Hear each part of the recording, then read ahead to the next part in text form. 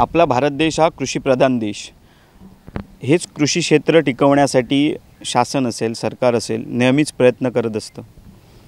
जर आपण कोकणाचा विचार केला तर या कोकणात सुद्धा भात शेती असेल, आंबा काजूची शेती असेल किंवा इतर माड बागायतींची शेती असेल, ही मोठ्या प्रमाणात केली जाते आणि यावरच अनेक कुटुंबांचं अर्थार्जन हे अवलंबून असतं।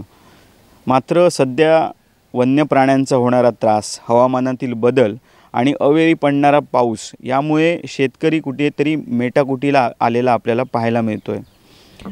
या सर्वांचा विचार केला तर मात्र काही ठिकाणी असे सुद्धा शेतकरी आहेत ज्यांनी हे बदल स्वीकारून त्याच्यात एक अभ्यासपूर्ण माहिती घेऊन किंवा अभ्यासपूर्ण पद्धतीचा अवलंब करून या शेतीत वेगवेगळे प्रयोग करून ते ही शेती टिकवण्याचं किंवा आपली जी पारंपरिक वडिलांपासून आपल्या आजोबांपासून चालत आलेली जी शेती आहे ती टिकवण्यासाठी आज प्रयत्न करत आहेत। शासनाकडून अनेक योजना या शेतकऱ्यांसाठी राबवल्या जात आहेत।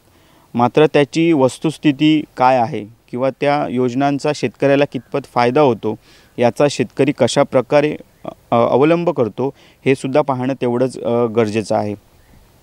आणि अशा प्रकारचे शेतकरी जे आज शेतीमध्ये विविध प्रयोग करत आहेत आणि आपली शेती टिकवून ठेवण्याचा किंवा ही पारंपरिक जी आपली शेती पद्धती आहे ही पुढे घेऊन जाण्याचा प्रयत्न करत आहेत। तर याबद्दलच आज आपण जाणून घेणार आहोत। नमस्कार, मी दीपेश परब आणि आपण पाहताय कोकण 7 लाईव्हचा युवा प्रेरणा हा विशेष भाग।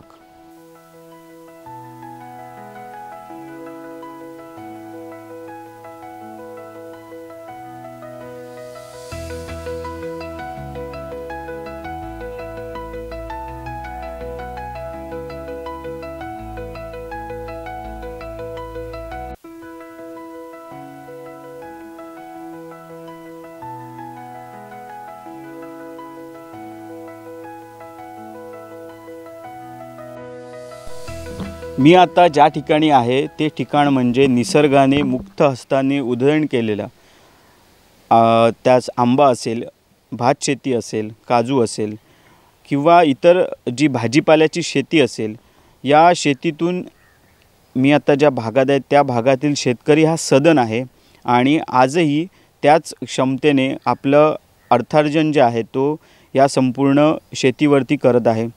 अशा भागात मी आहे ते म्हणजे वेंगुर्ले तालुक्यातील वेतोरे हे गाव। निसर्ग संपन्न असं गाव आहे आणि शेतीप्रधान संपूर्ण सिंधुदुर्ग जिल्ह्यात याची ओळख आहे। मुख्य म्हणजे भाजीपाला, भात शेती आणि आंबा बागायती आणि काजू याच्यासाठी हे गाव प्रसिद्ध आहे। या गावातून अनेक प्रसिद्ध शेतकरी आहेत ज्यांची मार्गदर्शन शासनसुद्धा वेळोवेळी घेतं आणि याच्यातून जे संपूर्ण शेतीचा जो भाग आहे तो या ठिकाणी संपूर्ण सदन आहे। तर याच गावामध्ये असे एक शेतकरी आहेत ज्यांच्याशी आपण आज माहिती घेणार आहोत या आपल्या युवा प्रेरणा या सदरामध्ये।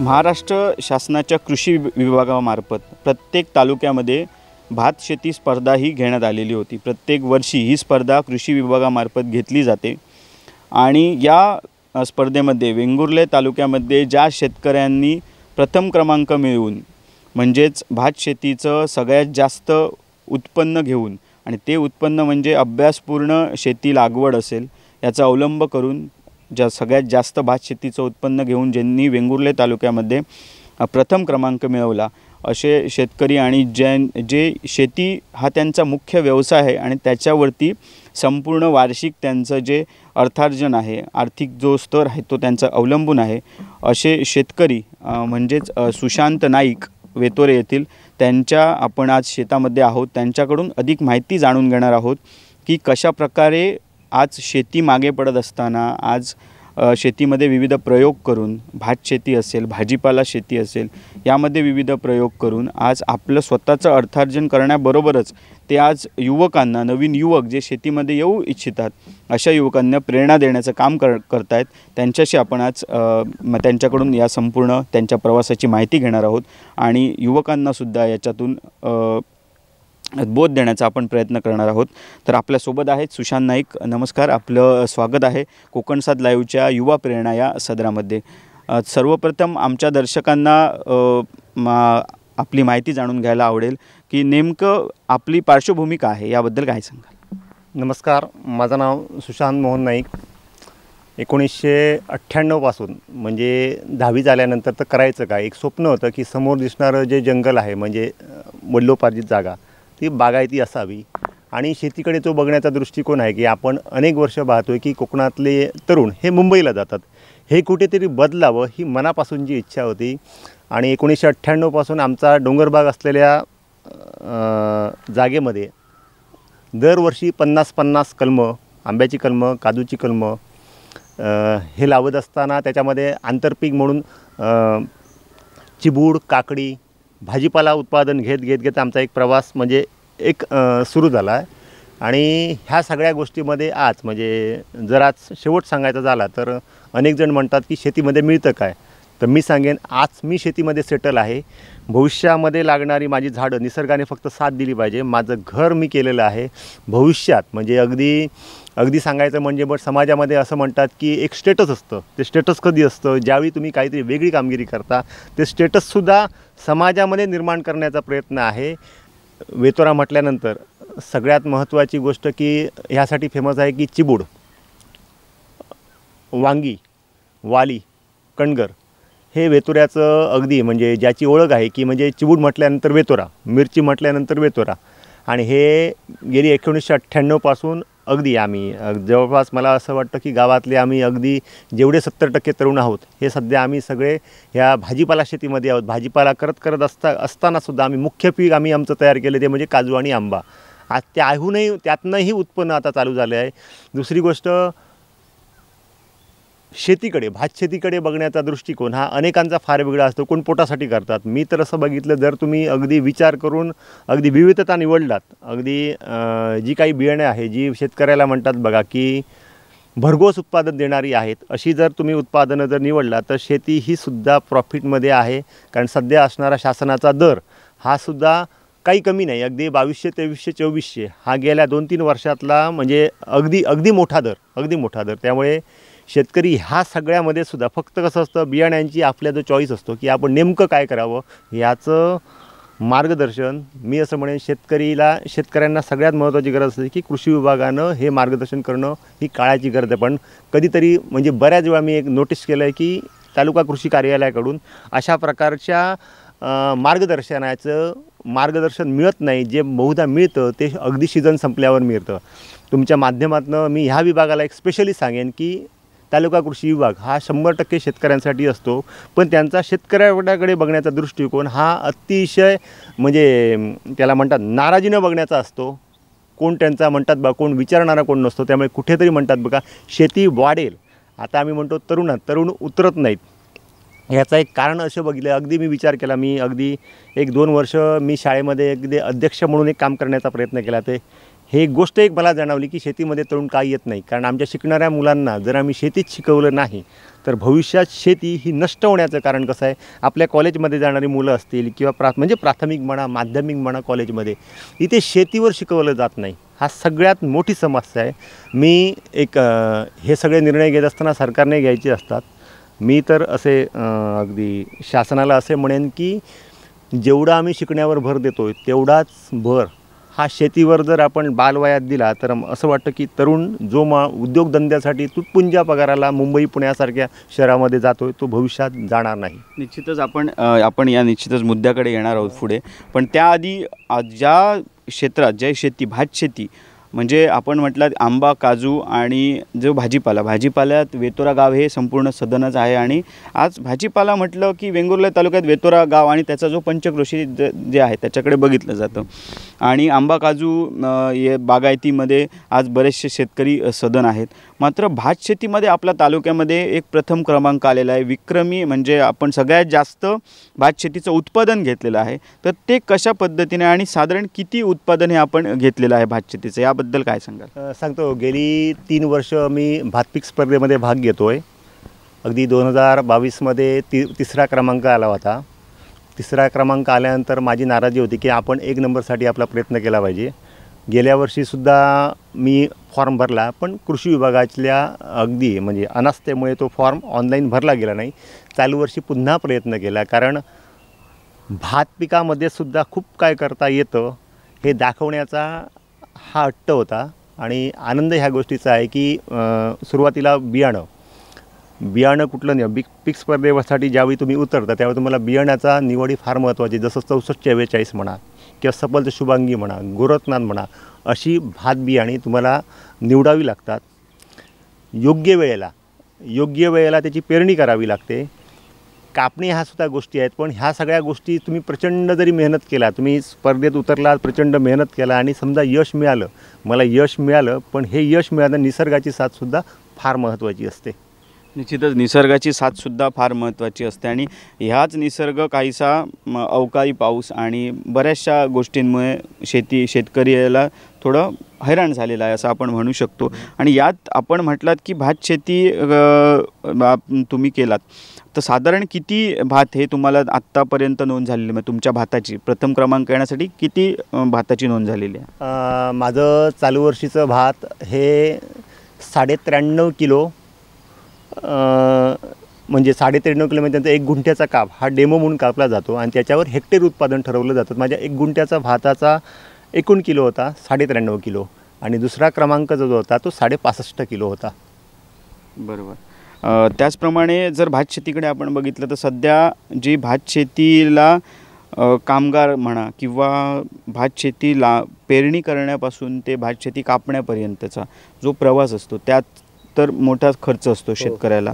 मग त्याचं नियोजन कशा प्रकारे आपण करता? सांगतो. आता चालू वर्षीच बघा, 20 मेला पाऊस लागल्यामुळे काय झालं, पाऊस पडून गेला आणि नेमका आज लावणीच्या वेळी पाऊस नाही. इथे मात्र शेतकऱ्यांची फार मोठी तारांबळ झाली, फार मोठी कसरत. म्हणजे ज्याच्याकडे इंजिन आहे त्याने इंजिन लावलं, इंधन आलंच. आणि ज्यावेळी भरडी शेती आपण करतो त्या भरडी शेतीला अत्यंत महत्त्वाचं असतं की पाणी फार महत्त्वाचं असतं. आणि ते तुम्हाला म्हणतात बघा, जर नैसर्गिक स्रोत नसलेत तर ते पाणी कुठून तरी विहिरीतनं म्हणा किंवा कुठून तरी अगदी नदीतनं म्हणा हे काढावं लागतं. ह्या गोष्टींचा चालू वर्षी म्हणतात बघा शेतकऱ्या फार परिणाम झाला. म्हणजे जी शेती 8 दिवसामध्ये संपणारी होती त्या शेतीला आता 15 दिवस लागणार आहेत.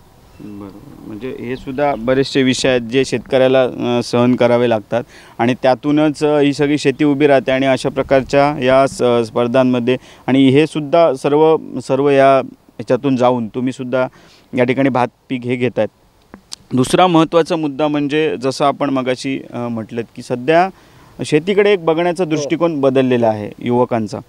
तर साधारणतः जो आत्ताची जी वन्य प्राणी आहेत किंवा जो अवकाळी पाऊस आहे याचा सामना हा एक शेतकरी म्हणून तुम्ही कसा करतात आणि याच्यासाठी तग धरून राहण्यासाठी तुम्ही नेमक्या काय उपाययोजना करता? सांगतो. आता मगाशी मुद्दा तुमचा होता की तरुण शेतकरीकडे का वळत नाही, याचं एक अत्यंत महत्त्वाचं कारण सांगतो. जसा शिक्षक आहेच म्हणजे त्या शिकवण्या, तसा त्या पालक फार मोठ्या प्रमाणात जबाबदार आहे. कारण त्याचं सांगतो की पालकांनी आज अनावश्यक गोष्टी आज मुलांना दिलेल्या आहेत. तो शेतीकडे जात नाही. जसे आम्ही आमच्या लहानपणी आमच्या वडिलांसोबत शेतामध्ये जायचो, आईला घेऊन आई आम्हाला शेतामध्ये न्यायची, तसं आज पालक आपल्या मुलांना शेतामध्ये घेऊन जात नाही. त्यामुळे आज कुठेतरी मुलं ही शेतीपासून लांब जात आहेत. त्याचं एक मुख्य कारण आहे की आईवडीलसुद्धा आहेत. मी 1998 पासून संपूर्णपणे शेतीमध्ये झोकून दिलेलं आहे. अगदी शेतीमध्ये म्हणजे आजच्या घडीला मी सेटल आहे असं म्हणेन. या शेतीच्या माझ्या कार्याची दखल 2017-18 मध्ये सिंधुदुर्ग जिल्हा परिषदेने घेतली. 2017-18 साली शेतीनिष्ठ सन्मानाने सन्मानित केलं. 18-19ला म्हणजे सेंद्रिय शेतीकडे ज्यावेळी मी अनेक वर्ष बोललो, 17-18 मध्ये कोकण कृषी विद्यापीठानं सन्मानित केलं अगदी सेंद्रिय शेती पुरस्कार म्हणून देऊन. आणि त्याच वर्षी एक मराठा समाजाचा एक सन्मान असतो, म्हणजे ज्यावेळी विविध तरुण विविध काही कामगिरी करतात त्या समाजाने सुद्धा एक सन्मानित केलं आहे. म्हणजे असं म्हणतात की शेतीमध्ये स्टेटस मिळत नाही, तर शेतीमध्ये सुद्धा फार मोठं स्टेटस आहे, फक्त झोकून देणं गरजेचं आहे. आत्ता आपण जसं म्हटलं की शेतीमध्ये सन्मान आहे पण झोकून देणं गरजेचं आहे. तर त्याच्यामुळे आपल्याला शेतकरी म्हणून अनेक सन्मान मिळाले. आत्ता सध्या तुम्ही कोणकोणती शेती करतात आणि आत्ता तुमचा भात पिकामध्ये क्रमांक आलेला आहे, तर फक्त भात पिकच घेतात की अनेक आणि कुठची शेती तुम्ही करतात? चला, आम्ही शेतीमध्ये भात, वांगी, वाली, दोडकी, चिबूड कारली, आंबा, काजू आणि उन्हाळी शेतीमध्ये कुळीथ, लाल भाजी, मुळा भाजी अशी विविध पिकं आम्ही घेतो. ही पिकं तुम्ही घेतात आणि याचं मार्केटचा तुम्हाला काय अंदाज आहे? मग मार्केटमध्ये याचा तुम्हाला कशाप्रकारे तुम्ही स्वतः घेऊन जातात की कशाप्रकारे तुम्हाला हे मार्केटिंग करावं लागतं? मार्केटिंग हे सगळ्यात मोठं कौशल्य आहे. म्हणजे तुमच्या भाजीचा चांगला दर असावा तर तुम्हाला मार्केटबद्दल ज्ञान असणं महत्त्वाचं आहे. म्हणजे आज कणकवलीला काय दर आहे, आज कुडाळला काय दर आहे, म्हापशाला काय दर आहे, जिथे मागणी तुम्हाला म्हणतात. मी शेतकऱ्यांना असं सांगेन, सगळ्यात महत्त्वाची एक कुचंबणा काय असतं, शेतकरी आपला माल ज्यावेळी कमी भावाने देतो ना, हे शेतकऱ्याचं पहिलं अपयश आहे. मी चुकूनही माझा माल मी कधीही कमी दराने देत नाही. कारण सगळ्यात महत्त्वाची गोष्ट काय असते माहिती आहे, तुमच्या मालाचं मार्केटिंग तुम्हाला करता आलं पाहिजे. आणि त्याचवेळी म्हणतात बघा, ज्यावेळी इथे आंबा 250 रुपये डझन असतो तेव्हा माझा आंबा हा 500 रुपये मुंबईला जात असतो. म्हणजे हा फरक आहे. तुम्ही त्या मालाला ब्रँडिंग केलं पाहिजे, तुम्ही गुणवत्ता दिली पाहिजे आणि गुणवत्ता दिलात तर ग्राहक रेडी आहे तुमचा माल घेण्यासाठी.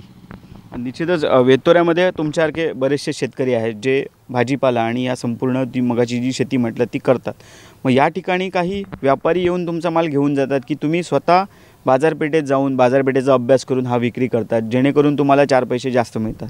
सांगतो, तुमच्याकडे गुणवत्ता असेल, म्हणजे जर तुम्ही तुमच्या शेतीमालामध्ये क्वालिटी जर ठेवलात तर व्यापारी तुम्हाला हवा तो दर, अपेक्षित दर देऊन इथनं घरी नेऊन जातो. मुंबईसारख्या ठिकाणी हे मागणी करतात की मला पाठवा म्हणून, कारण आमच्यासारखा मग जे आपल्या ट्रॅव्हल आहे त्या ट्रॅव्हलमध्ये भरून हा माल पाठवतो. म्हणजे आता भाजीपाला सीझन सुरू होतो आहे, श्रावण झाल्यानंतर किंवा श्रावणात ही तुमची भाजीपालाची जी शेती आहे ती मार्केटमध्ये येऊ लागते. आणि वेंगुर्ला मार्केट बघितलं, सावंतवाडी बघितलं तर यामध्ये भाजीपाला दिसतो, वेतोऱ्याचा दिसतो किंवा तुमची बाजूचे पंचकृषी आहेत त्याच्यात दिसतो. मग जास्तीत जास्त तुम्हाला भाव आपल्या ठिकाणी मिळतो की आणखी तुम्ही गोवा असेल किंवा इतर भागामध्ये याचा भाव जास्त मिळतो? नाही, मार्केटमध्ये कसं असतं, आवक वाढली की मालाचा दर कमी झाला, हे म्हणजे नैसर्गिक आहे. पण आवक एखाद्याच ठिकाणी एकाच मार्केटमध्ये ज्यावेळी माल जातो त्यावेळी मालाचा दर कमी येतो. आमच्याकडे खूप चांगली पद्धती आहे वेतोऱ्यामध्ये की प्रत्येकाची एक स्पर्धा असते. एखाद्याने जर म्हापशाला गेला तर दुसरा म्हणतो मी मडगावला जातो, तर दुसरा म्हणेन मी कणकवलीला जातो, तिसरा म्हणेन मी देवगडला जातो. त्यामुळे माल आमचा कुठेही सगळा अगदी वेतोऱ्याचा सगळा माल कधी एका मार्केटमध्ये येत नाही. त्यामुळे दराच्या सुद्धा म्हणतात बघा, दरसुद्धा हा टिकलेला असतो. आता आपण वन्य प्राण्यांचा उपद्रव हा दिवसेंदिवस इतका वाढत चालला आहे की वेतोऱ्यामध्ये कधीही गवारडे आले नव्हते. आता अनेक क्षेत्र आहे जी डोंगराच्या पायथ्याशी आहेत. शेतकऱ्यांनी शेती करणं सोडून दिले, कारण गव्यांचा कळप आल्यानंतर संपूर्ण शेती ही वाया जाते. कृषी विभाग किंवा वन विभाग ह्याकडे संपूर्ण दुर्लक्ष करतं. आंबा शेतीमध्ये, आंबा आणि काजूमध्ये तोच प्रकार आहे की मोहर आल्यापासनं आंब्याला जबाबा लागतं. कारण माकडांचा सुद्धा उत्पत्ती एवढ्या प्रमाणात झाली आहे की सुरुवातीपासून राखण करणं हे फार कठीण झालेलं आहे. कारण आलेल्या जिल्ह्यात आपल्याला जो कामगार खर्च आहे तो ह्यामुळे प्रचंड वाढलेला आहे. मी तुमच्या निमित्ताने शासनाला एक सांगेन की आपण भविष्यामध्ये अगदी डिजिटल इंडिया आपण म्हणतो, पण शेतकरी जर डिजिटल झाला पाहिजे तर सगळ्यात मोठा आधी बंदोबस्त हा वन्य प्राण्यांचा झाला पाहिजे. कारण वन्य प्राणींचा उपद्रव हा टाळला नसेल तर भविष्यामध्ये माझ्यासारखा शेतकरीसुद्धा काय म्हणेल, आता शेती सोडून देऊया, प्रयत्न तर करतोय पण वन्य प्राण्यांचं मी काय करू.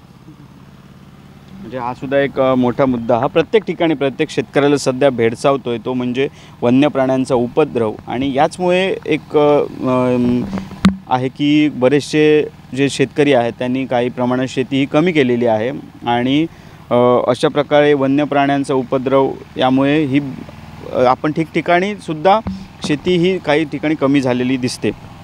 दुसरा शेतीचा मुद्दा की शासनाच्या अनेक योजना शेतकऱ्यांसाठी आणलेल्या आहेत की शेती वाढावी, शेतीमध्ये जास्तीत जास्त वाढ व्हावी, शेतकरी नवीन तयार व्हावेत किंवा शेतकऱ्यांना कमीत कमी खर्चात काही उपकरणंसुद्धा शासन देतं आहे. तर स्थानिक शेतकऱ्यांपर्यंत या जे योजनांचा कशाप्रकारे फायदा होतो आहे का, याबद्दल काय सांगतो. सगळ्यात महत्त्वाचं म्हणजे शासन मोठ्या प्रमाणात शासकीय योजना देतं आहे. हे जरी खरं असलं तरी तळाचा माणूस असतो कृषी सहाय्यक. हा कृषी सहाय्यक जर तळामध्ये त्या योजना नेणार नसेल तर सर्वसामान्य शेतकऱ्यापर्यंत ह्या योजना कधीही जात नाहीत. ह्या जातात कोणामुळे, जो ऑफिसमध्ये जातो त्याला ह्या योजना समजतात. आणि योजनांचं जर म्हणाल तर आत्ता MHA-DBT अंतर्गत जे ऑनलाईन शेतकरी फॉर्म भरायचे यंत्रासाठी, मला वाटतं गेल्या 6 महिन्यामध्ये कुणालाही ऑनलाईन पद्धतीनं अवजार मिळालेलं नाही. जर आपण ह्याच मुद्द्यावर आलो की आपण म्हणाल की अवजार मिळालेलं नाही, मग शासन योजना आणतं, मग ते राबवण्यासाठी तालुका कृषी विभाग असेल किंवा आणखी एक कृषी संदर्भातील विभाग असेल, यांच्यानी काय करावं असं आपल्याला वाटतं? सांगतो, आता सोशल मीडिया झाला आहे बऱ्यापैकी. व्हॉट्सअप मला वाटतं अगदी 55% व्हॉट्सअप काही मोठं करण्याची नाही. नवीन आलेल्या योजना असतात त्या जरी कृषी सहाय्यक म्हणा, तालुका कृषी अधिकारी म्हणा, यांनी जरी व्हॉट्सअपच्या माध्यमाने जरी शेतकऱ्यांना सांगितल्या, ग्रामसभेमध्ये जरी येऊन सांगितल्या, तरी ह्या योजना पसरू शकतात. पण ह्या गोष्टी दिसत नाहीत. निश्चितच बऱ्याचशा योजना आहेत या शेतकऱ्यांपर्यंत पोचणं गरजेचं आहे आणि या काही प्रमाणात शेतकऱ्यांपर्यंत पोचत नाहीत, म्हणून बरेचसे शेतकरी आहेत या योजनांपासून वंचित राहतात आणि याचा फायदा हा शेतकऱ्यांना मिळत नाही. एक पुढील जो प्रश्न आहे, ज्या मगाशी आपण मुद्द्यावर आलो आणि जो आमच्या या भागाचा एक मुख्य जो प्रश्न आहे तो म्हणजे युवाईसाठी. आज आम्ही या युवा प्रेरणा या सदरांमधून कोकण सातल्या युवकांसाठी काम करतो आहे. युवकांना आज बरेचसे युवक मुंबई असेल, पुणे असेल याकडे जात आहेत, नोकरीसाठी जात आहेत. रोजगार पण कमी आहेत. मग त्याच्यातल्या त्यात कोणतीही नोकरी करणं आणि त्याच आपलं घर किंवा आपलं जे गावचं घर आहे ते चालवणं याकडे आता युवक वळायला लागले आहेत. आपल्याकडच्या भागातले युवक गोव्याला जात आहेत नोकरीला, काही युवक मुंबईला जात आहेत आणि ही शेती कमी होत चाललेली आहे. तर युवकांसाठी आपण एक युवा शेतकरी आहात, तरुण शेतकरी आहात, आपणसुद्धा ज्या आपल्या युवा अवस्थेतूनच या शेतीकडे वळलेले आहात आणि आज विविध क्षेत्रात यश संपादन करतात. तर युवकांसाठी आपलं काय सल्ला असेल? मी युवकांसाठी सल्ला एकच देईन, ज्याच्याकडे किमान 2-4 एकर जमीन आहे त्याने शहराकडे म्हणजे नोकरीसाठी तुटपुंजा पगारावर जाण्याची काही गरज नाही. ज्यांनी विविधता शेती केली, जसं म्हणतात बघा, शेतीमध्ये सगळ्यात महत्त्वाची गोष्ट असते वेळ, टायमिंगवर भाजीपाला. जसं आज अनेक लोकांना आरोग्याविषयी समस्या आहेत, डॉक्टर काय सांगतो भाजीपाला खा, आणि ह्यासाठी मग टायमिंगवर तुम्ही आज भाजीपाला घेणारे लोक आहेत. अगदी वेळेचं नियोजन केल्यास मी असं म्हणेन की तरुणालासुद्धा म्हणजे शेतीमध्ये तो सेटल होऊ शकतो. आता इकडचा आंबा ज्यावेळी म्हणतात बघा, ज्यावेळी तयार होतो तेव्हा बाहेरचे लोक येऊन आपल्या तालुक्याच्या ठिकाणी आंबे खपवतात. ह्या तरुणांनी जरी ते विकले तरी मला असं वाटतं ना, तरुणाला इथे फक्त एक आहे की शेतीकडे बघण्याचा दृष्टिकोन जर बदलला तरच शेतकरी मला वाटतं म्हणजे जी तरुण मुलं आहेत ना शेतीकडे वळतील. पण ह्यासाठी फार मोठं काम कृषी विभागानं केलं पाहिजे असं मला वाटतं. निश्चितच कृषी विभागाने हे काम केलंच पाहिजे. पण जसं आपण मगाशी पण म्हणालात की जे प्राथमिक शाळा आहेत, माध्यमिक शाळा आहेत, यातही शेती हा विषय कुठेतरी घेतला पाहिजे, जेणेकरून मुलांच्या जास्तीत जास्त जी नवीन शिक्षणाची मुलं आहेत त्यांच्या जास्तीत जास्त डोक्यावर तो भिनला जाईल विषय. याबद्दल आपलं काय मत आहे? यासाठी मी भविष्यामध्ये जर शेती वाचायची असेल तर मी तर प्राथमिक अवस्थेपासून, जसं आपण म्हणतात बघा, हल्ली आता एक असा विषय होता की भाषावर अगदी फार मोठा विषय झाला. मला फार म्हणजे अगदी राज्यकर्त्यांची नेहमी एक म्हणजे उदासीनता दिसते की कधी शेतीवर ना चर्चा होत नाही. म्हणजे शिकण्यावर मराठी नको, हिंदी नको, इंग्रजी नको ह्यावर चर्चा होण्यापेक्षा आम्ही आमच्या राज्यातल्या मुलांना, प्राथमिक मुलांना आपण शेती शिकवू शकतो का? मागे मला वाटतं की दादा भुसे कृषीमंत्री असताना त्यांनी मुलांना शेती हा विषय असावा हे काढलं होतं, व प्रत्यक्षात त्याची अंमलबजावणी झाली नाही. शेती टिकली पाहिजे तर प्राथमिक शाळा, माध्यमिक शाळा, कॉलेजेस अशामध्ये आपण स्पर्धा परीक्षा म्हणतो, मैदानी स्पर्धा म्हणतो, इथे शेतीच्या स्पर्धा झाल्या पाहिजेत.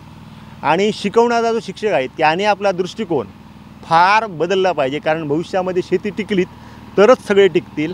आणि मी तर म्हणेन ज्यावेळी हा अगदी लहान असणारं मूल म्हणतात बघा शेतीमध्ये उतरेल, शिकेल, माध्यमिकचा शिकेल, त्यावेळी भविष्यातली शेती टिकेल हे अगदी ठामपणे मी सांगेन. त्यामुळे ह्या सगळ्यामध्ये शासन म्हणण्यापेक्षा शाळांनीसुद्धा शेतीमध्ये उतरलं पाहिजे. एक दिवसावरची बांधावरची शाळा असते, मला वाटतं 98% शिक्षक बांधावरची शाळा म्हटल्यानंतर मला असं वाटतं तो बांधावरच उभा राहतो आणि मुलांना कुठेतरी त्याची एक औपचारिकता केली जाते, ती कुठेतरी बंद झाली पाहिजे. आणि शासनानं जसं आता मुख्यमंत्री सुंदर शाळा ही स्पर्धा राबवली, तशा प्रकारच्या शेतीविषयकसुद्धा स्पर्धा जर राबवल्या तर मी असं म्हणेल की भविष्यामध्ये जे आपला तरुण आहे ते शेतीकडे बघण्याचा दृष्टिकोन हा लहानपणीच बदलला तर तरुण हा शेतीमध्ये नक्कीच उतरेल. निश्चितच शासनाचंही मोठं यात योगदान असावं असं आपलं म्हणणं आहे. दुसरा मुद्दा म्हणजे संपूर्ण जरी युवक आता शेतीमध्ये आला तरी आत्ताचा जो एक मुख्य भेडसावणारा जो प्रश्न आहे तो जसं आपण मगाशी म्हटलं वन्य प्राण्यांचा त्रास, अवेळी हवामानाचा या ठिकाणी अवकाळी पाऊस असेल, यामुळे जो पारंपरिक शेतकरी आहे तोच मेटाकुटीला आलेला आहे. तर त्यातून तग धरण्यासाठी आपण काय सांगाल की शेतकऱ्याने यातून तग धरण्यासाठी काय केलं पाहिजे? सांगतो, जसं सगळ्यात मोठ्या समस्या आहेत वन्यजीवानंतर बदललेलं वातावरण. शासनाने हल्ली काही खूप चांगले निर्णय घेतले, कारण चांगले निर्णयसुद्धा सांगायचे, जसा पीक विमा आहे. जसं वन्यजीवांचा विषय झाल्यानंतर तुम्ही आता ई पीकसारखा शेतकऱ्याला त्यांनी ॲप दिला आहे की तुमची नोंदणी तुम्ही करा. अनेक वेळा काय होतं माहिती आहे, भात शेती लावली जाते, गवारेड येतात, खाऊन जातात, पण शेतकऱ्याची नोंद नसल्यामुळे वन विभाग त्याला मदत करू शकत नाही. मी तर असं म्हणेन की ह्या संदर्भामध्ये शेतकऱ्यांनी सगळ्यात महत्त्वाची म्हणजे नितांत गरज आहे की शासनाने तुम्हाला सुलभ केलं की तुमची पीकपाणी तुम्ही करा. हे पीकपाणी केली पाहिजे. पीक विमा भरणं, भात शेतीचा जसा पीक विमा भरणं, जरी शेती शाश्वत जरी नसली तरी शासनाने ह्या सगळ्याला सिक्युरिटीसुद्धा बऱ्यापैकी दिलेली आहे. त्या मी तर असं म्हणेन प्रत्येक शेतकऱ्यानं आपल्या शेतीचा पीक विमा भरावा, जेणेकरून भविष्यात होणारं नुकसान टळू शकेल. हे झालं आपल्या वन्य प्राण्यांच्या संदर्भात झालं. दुसरा मुद्दा असा आहे की अवकाळी पाऊस पडल्यामुळे शेतीचा नुकसान होतं. मग यातसुद्धा शासनाने बरेचसे काही उपाययोजना केलेल्या आहेत. म्हणजे त्या शेतकऱ्याने जर अभ्यासपूर्ण त्याच्यावर जर काम केलं, अभ्यासपूर्ण जर त्याची संपूर्ण समजून घेतलं तर यातूनही जाण्यासाठी काही मार्ग आहे का? नाही, आहेत. जसं माझा एकदा मनोती युनिव्हर्सिटी केरळमध्ये जाणं झालं होतं आणि तिथे मी बघितलं, म्हणजे जी कॅश क्रॉप आहेत, म्हणजे समजा वाली आहेत किंवा अगदी भाजीपाल्यामध्ये जी कॅश क्रॉप आहेत, म्हणजे सगळेच कॅश क्रॉप आहेत, अशा लोकांना त्यांनी शेडनेटमध्ये पॅक केलेलं आहे. म्हणजे एकदा केलं की 6 वर्ष बिलकुल काळजी नाही, अशा प्रकारे जर पद्धती झाली. म्हणजे आता वन्य प्राण्यांसाठी जर शासन म्हणते आम्ही काय करू शकत नाही, तर वन्य प्राण्यांच्या त्यांचा भाजीपाला प्रोटेक्ट करण्यासाठी जर शेडनेट म्हणजे नेट पद्धतीतच ठेवली, म्हणजे जसं वांगी असतात, वांगी म्हटलात तर एकदा तुम्ही लागवड केलात की पुढची 8 महिने फक्त निसर्गाने साथ दिली तुम्ही उत्पादन मिळून, अशांना कवर करण्यासाठी म्हणतात नेटसारखी जर सुविधा झाल्या तर मला असं वाटतं की त्यातनंही आपण काहीतरी करू शकू.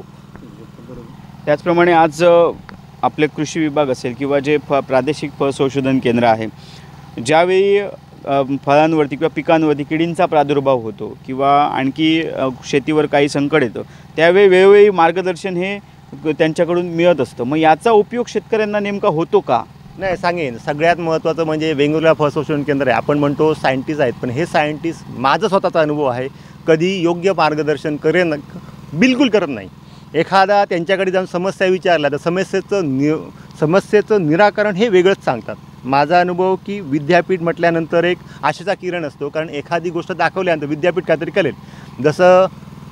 जसं सध्याच्या सीझनमध्ये सगळ्यात येणारी समस्या म्हणजे भेंडीवर व्हायरस येतो, वालीवर व्हायरस येतो.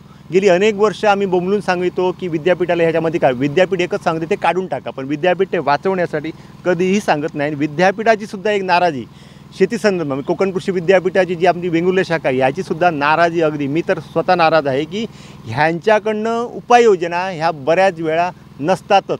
जसं एखाद्या कार्यक्रमाला असं सांगता, शेतकऱ्याला तुम्ही शेतकऱ्याच्या भाषेत सांगता, मार्गदर्शन करता, त्या शेतकऱ्याच्या डोक्यामध्ये ते जातं, पण ज्यावेळी तुम्ही वैज्ञानिक शब्दप्रयोग ज्यावेळी करता त्या शेतकऱ्याच्या कधीही डोक्यात जात नाही. त्यामुळे विद्यापीठानं सुद्धा शेतकऱ्यांना ट्रेन करून शेतकऱ्यांनाच मार्गदर्शन जर दिलं तर मी असं म्हणतो अत्यंत प्रभावी ठरेल. निश्चितच जसं आपण म्हटलं तसं उपाययोजना सांगितल्या जातात. कार्यालयामध्ये वैज्ञानिक दृष्टिकोन म्हणजे अमुक औषध फवारावं, ही किडीचा प्रादुर्भाव आल्यानंतर हे करावं. मात्र त्या शेतामध्ये जाऊन त्याचा एखादा प्रयोग शेतकऱ्यांना करून दाखवणं हे कुठेतरी होताना दिसतंय की नाही याबद्दल? नाही, मी तर माझ्या 1998 पासून मी शेतीमध्ये आहे. एखादं औषधाचं करा म्हणून सांगतात, पण त्याचा डेमो बघण्यासाठी बाबा आम्ही एखादा प्रायोगिक तत्वावर एखादा गुंठा शेती करूया असं मला कधीही दिसलं नाही. म्हणजे अगदी कृषी विभाग म्हणा किंवा विद्यापीठ म्हणा, म्हणजे प्रॅक्टिकल जे आहे, प्रात्यक्षिक आहे ते केलं जात नाही. शेतकऱ्याला सल्ले दिले जातात, मात्र सगळ्या शेतकऱ्यांच्या डोक्यात ते सल्ले जातात असंही नाही. मग त्यांची अपेक्षा असते की शेतकऱ्याने आमच्याकडून मार्गदर्शन घ्यावं, आमच्याकडून यावं. पण शेतकऱ्याला एवढा वेळ असतो का? तो आपली शेती करेल, शेती वाचवेल का तुमच्याकडे येऊन मार्गदर्शन घेईल?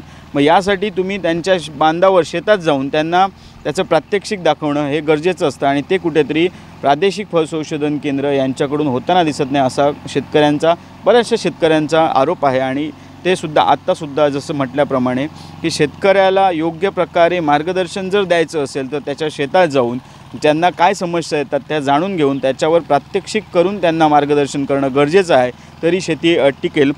शेवटचा प्रश्न युवा प्रेरणा म्हणजे युवकांसाठी, की आत्ता आपण बरेचसे मुद्दे आपण सांगितले, तर युवकांना आपण एक काय सल्ला द्याल? काय एक सदन शेतकरी म्हणून आपल्या युवकांना काय सल्ला असेल?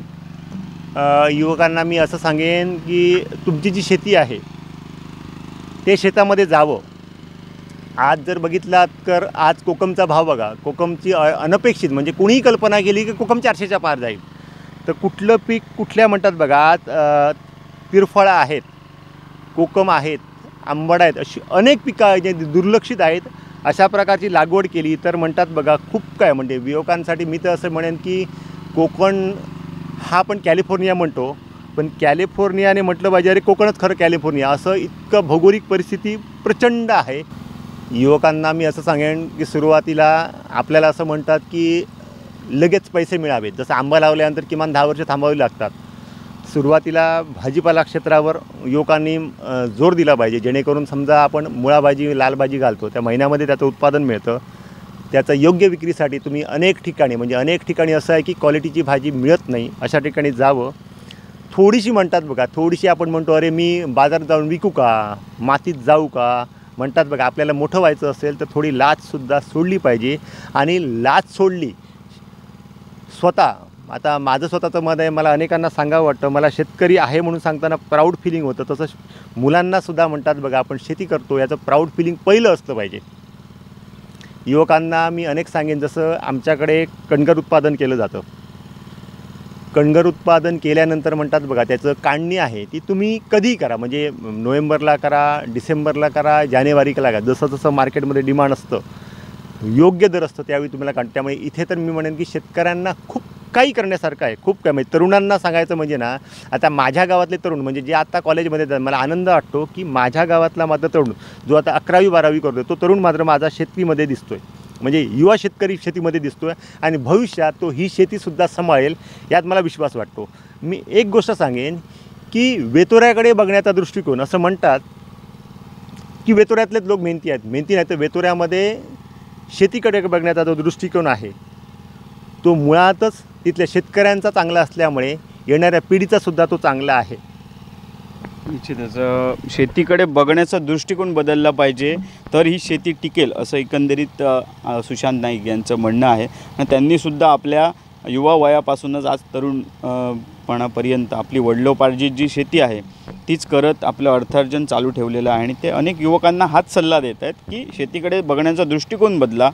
जी म्हणतो कोणतेही काम, आपली स्वतःची शेती आहे, आपण शेतकरी आहोत आणि शेतात जाऊन ती शेती करणं किंवा त्याची विक्री स्वतः करणं, मार्केटमध्ये जाऊन करणं, यात कोणतीही लाज बाळगू नका. आणि जसं आपण म्हणतो की आंबा लावल्यानंतर त्याचं उत्पन्न हे 10 वर्षांनी मिळतं, किंवा आता काही प्रयोग झाले आहेत, काजूवर प्रयोग झाले, 2 वर्षांनी 3 वर्षांनी उत्पन्न मिळतं. मात्र अशीसुद्धा काही पिकं आहेत ज्यांचं उत्पन्न हे लावल्यानंतर काही महिन्यानंतर सुरू होतं, किंवा तुम्ही प्रत्येक महिन्याला वेगवेगळी शेती करून त्याचं उत्पन्न घेऊ शकतात. अशी काही आंतरपिकं आहेत. जर तुमची बागायत असेल तर त्याच्यात तुम्ही आंतरपिकं घेऊन तुमचा अर्थार्जन चालू ठेवू शकतात. अशा बऱ्याचशा पिकांना बाजारभाव हा मोठ्या प्रमाणात आहे.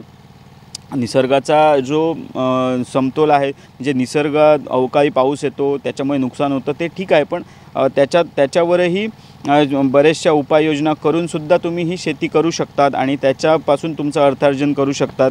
म्हणजे जसं नाईक यांनी सांगितलं की तिरफळ जे आपण वापरतो, खाण्यामध्ये वापरतो, किंवा ही भाजीपाला शेती आहे, किंवा अनेक अशा शेती आहेत ज्या करून आपण त्याचा पूर्ण अभ्यास करून, म्हणजे त्याचं पूर्ण माहिती घेऊन तुम्ही ती शेती करू शकतात आणि त्याच्यातून तुमचं अर्थार्जन ही युवा पिढी करू शकते. निश्चितच कुठे आज सुशांत नाईक यांनी ज्या पद्धतीने सांगितलं त्या पद्धतीने शेतीकडे बघण्याचा दृष्टिकोन बदला तर तुमचं संपूर्ण जी शेती आहे ती टिकेल आणि स्वतःचासुद्धा अर्थार्जन होऊ शकेल.